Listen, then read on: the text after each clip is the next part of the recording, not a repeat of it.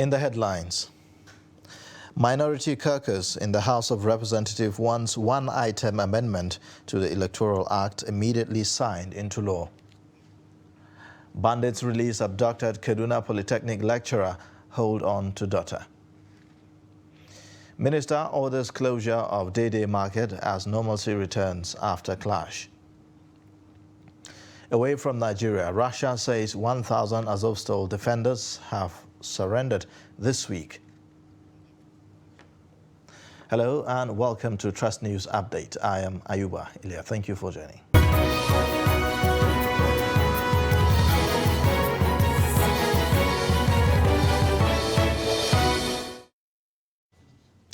Minority caucus in the House of Representatives tasked President Muhammadu Buhari to immediately sign the one-item amendment to the Electoral Act 2022, transmitted to him by the National Assembly for assent since last week, so as to avert an imminent political crisis in the country.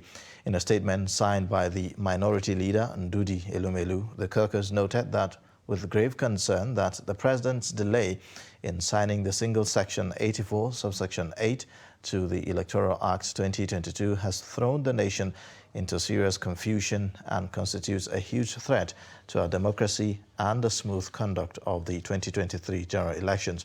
The minority caucus urged President Buhari to note that any further delay in signing the amendment to the Electoral Act to give political parties a sense of direction in the conduct of primaries for the election of candidates for the 2023 general elections has the capacity to derail our entire democratic process and destabilize the nation. The lack or delay in signing also has the capacity to exacerbate the security situation in the country, adding that signing the amendment to the Electoral Act 2022 will leave a legacy of a credible electoral process to the nation. Meanwhile, the Supreme Court has granted the request by the Rivers State Attorney General and Speaker to be made defendants in the suit by President Muhammadu Buhari and the Attorney General of the Federation seeking to void Section 84, subsection 12 of the Electoral Act 2022. In a ruling on Thursday, a 7-member panel led by Justice Musa Dattijo Muhammad granted the application for joinder filed by Rivers officials, which was not opposed by plaintiffs, lawyer Lateef Fagbemi, and lawyer to the National Assembly, earlier listed as the sole defendant, Kayode Ajulo. Fagbemi had planned to oppose the application, but changed his mind on realizing it could delay the hearing of the substantive suit. The court ordered parties to file and exchange all necessary processes on or before Wednesday next week and adjourned till Thursday for hearing. Lawyer to the Rivers Attorney General and Speaker, now the second and third defendants, Emmanuel Okala, SAN, said that his clients believed they needed to be made parties in the case because they will be affected one way or the other by the outcome. A lecturer of Kaduna Polytechnic, Dr. Rahamatu Abarshi, who was abducted alongside her daughter and driver 3 weeks ago, has regained freedom. Admin officer of Barakindo Rahama initiative founded by Dr. Abarshi, Abdullah confirmed the release of the lecturer. He said after she regained freedom on Tuesday evening, she was taken to an undisclosed hospital for medical checkup.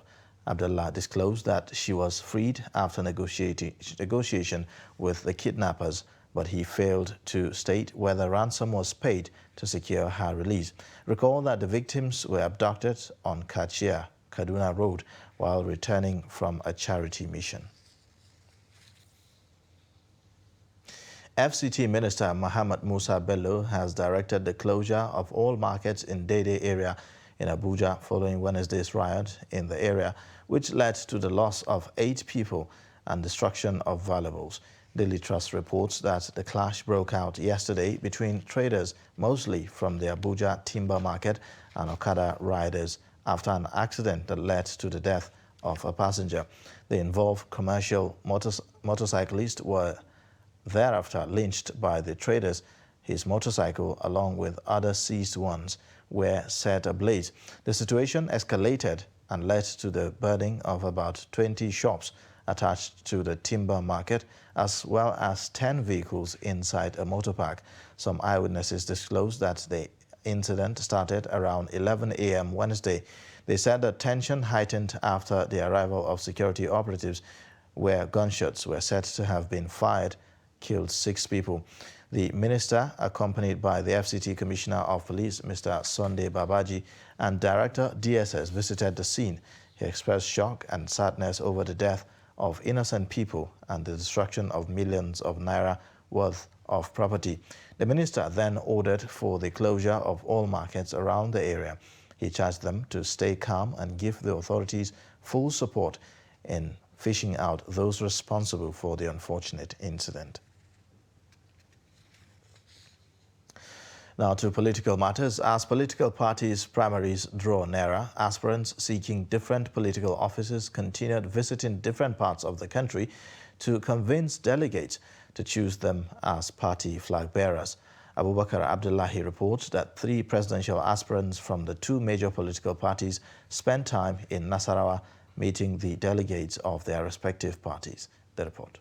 Among those who visited Nasarawa State seeking the mandate of Nigerians to rule the country are the former Vice President Atiku Abubakar and former Senate President Bukola Saraki of People's Democratic Party, as well as immediate past Minister of Transportation Rotimi Amechi of the All Progressives Congress.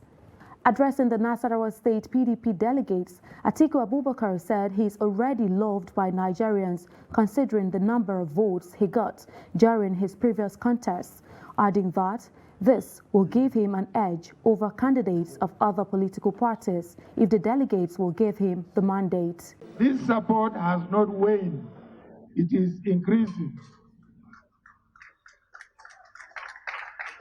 And this support is what is going to take us to win the state and as well as also the presidency. So I want to plead with you, I want to appeal with you that make sure in the forthcoming elections, PDP wins Nasarawa State. Former Senate President Bukola Saraki, on his part, told the delegates he has the capacity to address the challenges facing the country.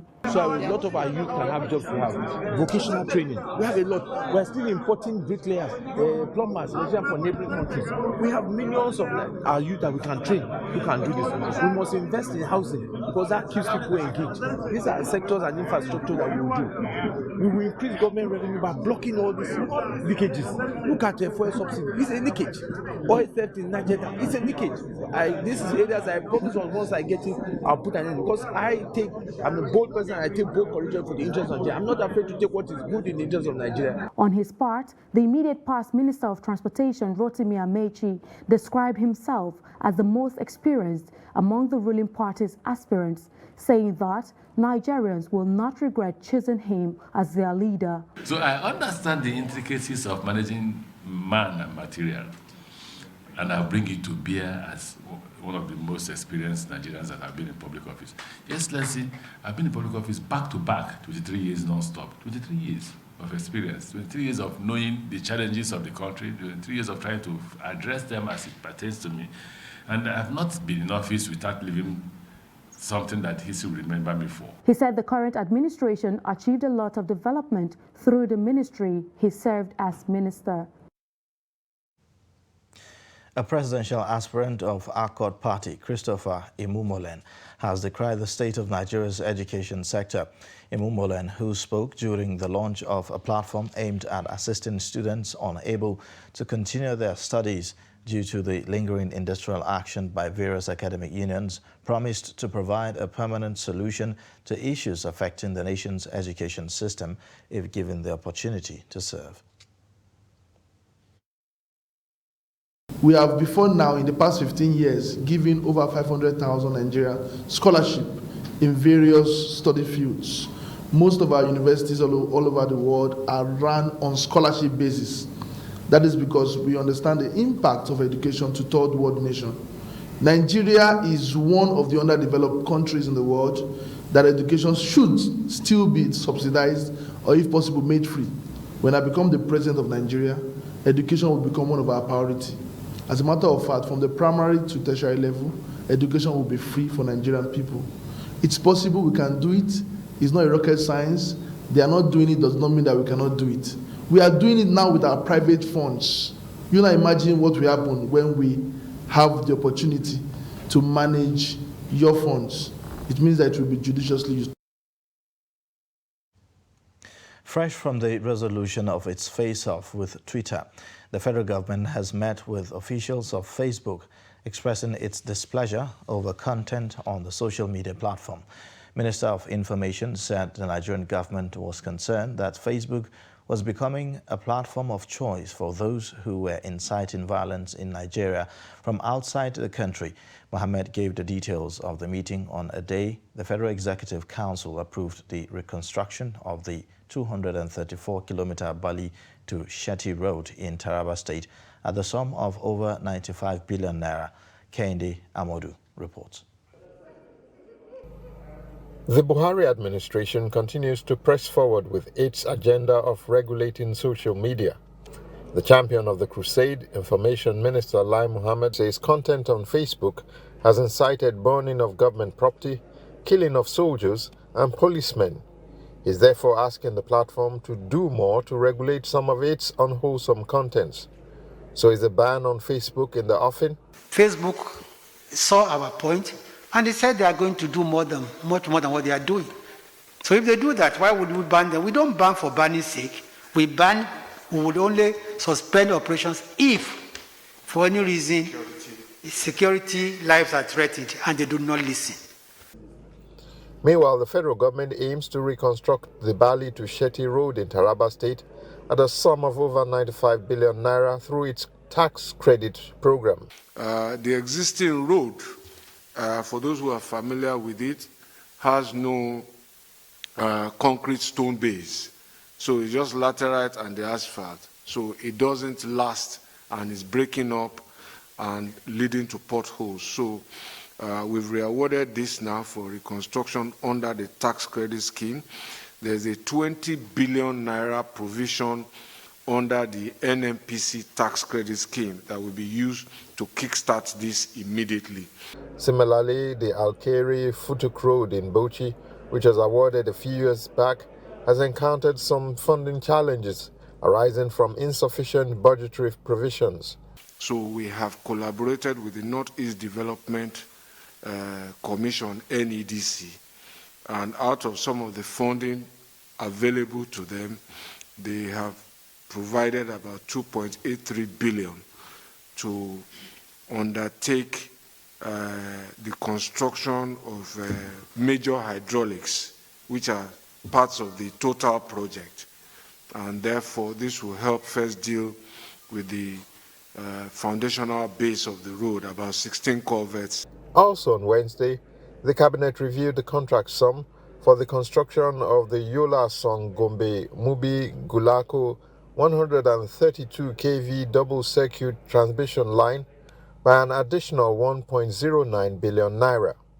From State House Abuja, Kehinde Amodu, Trust TV News. You're watching the news update on Trust Television. Coming up shortly. ASUU threatens extension of strike. Details and more shortly. Join us again.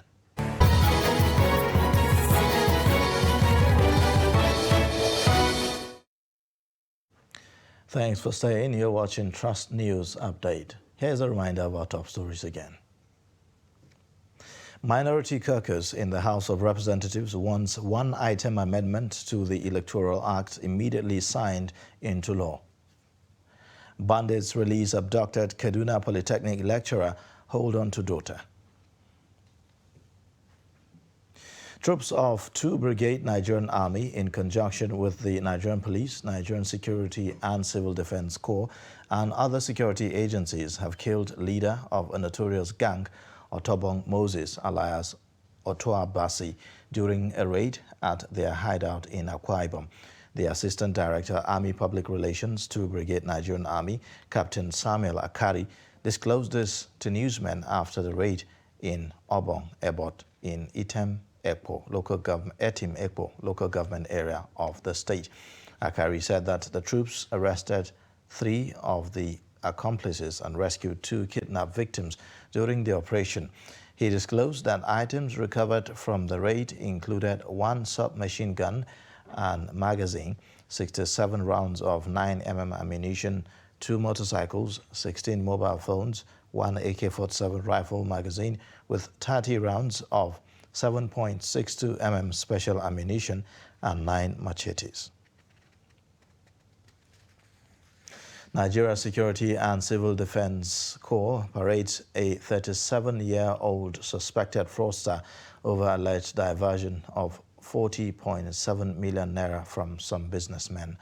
The suspect, Ahmad Muhammad, was alleged to have lured some business associates that he will buy grains in Kano and other parts of the country.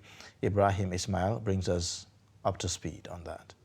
This is Ahmad Muhammad, a resident of Abuja Quarters in Gombe Metropolis, suspected to have lured some business associate and defrauded them to the tune of over 40 million naira. Parading the suspect, the commandant of the Nigeria Security and Civil Defense Corps, NSCDC, Gombe State Command, said the suspect will be charged to court. You know, nowadays, in Gombe here and across the board, in neighboring states, you hear that, cheating is at a high risk. It's one of also the security threats, because at times, somebody may be cheated with no less than 40 million, 10 million, 5 million. He may even, at the end of the day, develop beefy, and he will die. That's a threat to his life. So many are cheaters, more especially, youths. I'm surprised. Most of this crime is being committed by youths across board, here in Gombe State, and then the other states at large. The NSCDC commandant urged members of the public to be vigilant in order to escape fraudulent activities by criminal elements. Representative of the 15 men that were defrauded recounted their ordeal. They used to go and buy the soya beans and what have you, but along the line, we have not been having the feedback of how the business is being transferred. About 5 months ago now, since January, Ahmad Sabo transferred the sum of 30 million to him. In fact, it's about 32,290,000 for all of us, including Ahmad Sabo. That's my cousin. So what happened, he's been playing with Ahmad Sabo's intelligence. Ahmad Sabo frowned at him that he has to say what really transferred. We initially know that whenever they measure, that's the way the commodities, it is being paid within 24 hours to 48 hours. But since January that they paid him that money, he gave somebody's account, and that person is in Yola. The suspect declined comments on the matter. From Gombe, Ibrahim Ismail reporting for Trust TV. Operatives of Western Nigeria Security Network Amotekun in Osun have arrested 2 suspected cultists, Elijah Lekan and Adegoroyo Afiz, for allegedly gang-raping 17-year-old girl in Iwo Town. The field commander of Amotekun in the state, Amitolu Shitu, said that his men responded to distress call, rescued the young female and arrested them. The girl, who was on her menstruation period, was lured into the house of one of the suspects, where they raped and filmed her with their phones. And they link up with us. We apprehend those boys. We searched their house. We searched everywhere. We searched. We got the phone. We seized their phones. Through their phones, we realized that the lady that was raped was recorded video, and we asked them the motive behind it, that what they want to do with the video. They told us point clear that they belong to an organization, Alora Confraternity, a secret society, that they will post it online. That why do you want to post a video of a rape girl online? Do you want to destroy a 17-year-old girl life? This is unfair. And the major problem Nigeria is having now, especially in the southwest, is the caustism. Some of those so-called the acts, Aya confraternity, the acts, all those cultists, they involved in so many killings of innocent people.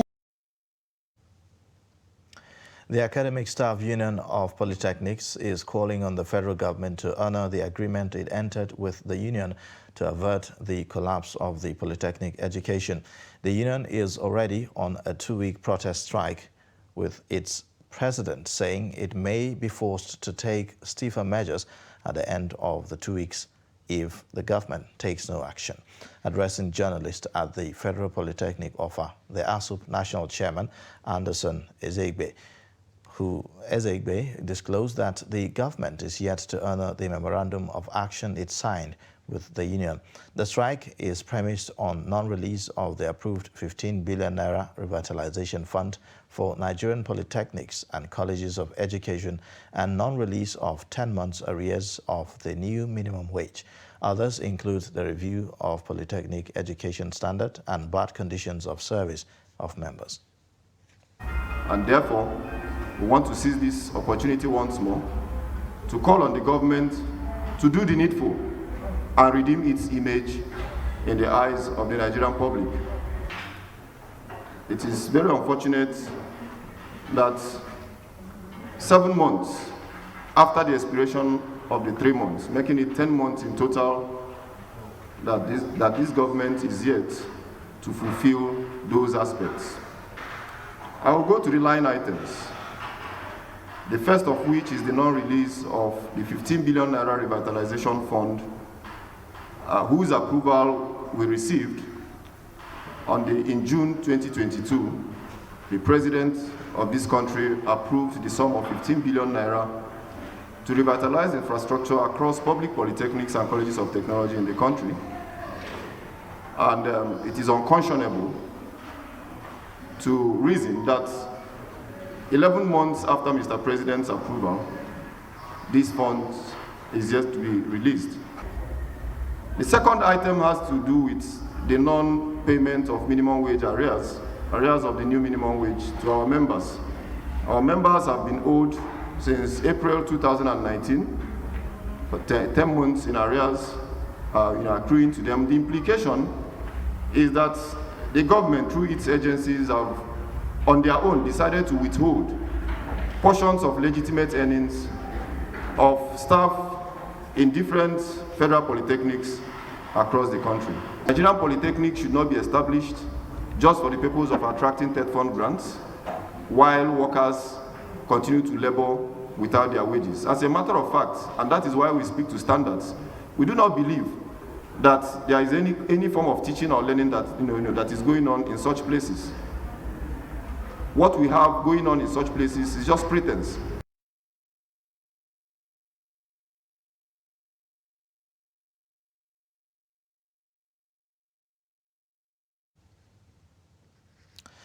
President Muhammadu Buhari will depart Abuja Thursday for United Arab Emirates. The senior special assistant to the president on media and publicity, Malam Garba Shehu, in a statement said that the president will be accompanied by the Minister of State Foreign Affairs, Ambassador Zubairu Dada, the Minister of Communications and Digital Economy, Professor Isa Ali Pantami, the Minister of Federal Capital Territory, Mohammed Bello, and the Minister of Aviation, Senator Hadi Sirika. Other members of his delegation, according to him, included the National Security Advisor, Major General Muhammad Mungunu, retired, and the Director General, National Intelligence Agency, Ambassador Ahmed Rufai Abubakar.